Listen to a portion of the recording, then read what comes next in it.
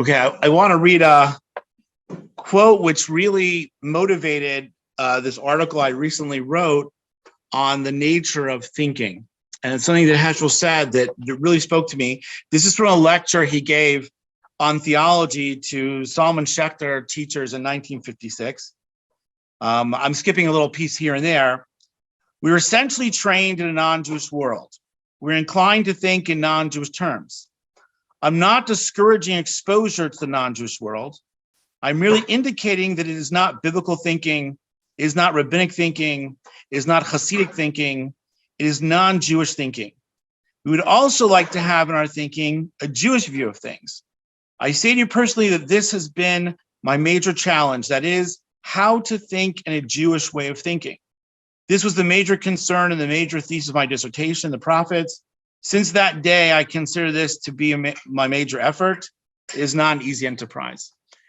I found that really profound in my life because I guess I left Heschel. I grew up and in college, I think Heschel was a very important voice for me.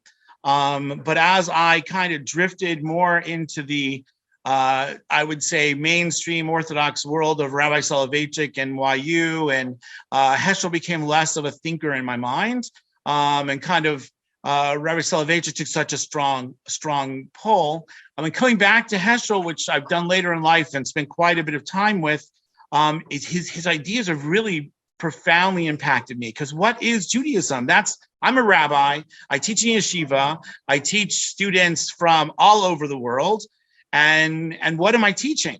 Like, what exactly is it that's uniquely Jewish? What is it that is the language that we have to impart to the world? What exactly, there's so many wonderful ideas out there in the world, but what do we offer? What does Torah offer to the outside world? And I think that Rabbi Heschel really, not only in his life, obviously that's so true, but in his thought, which is so profound and has impacted me incredibly the past 5 years, I would say, where I've tried to reread all his works.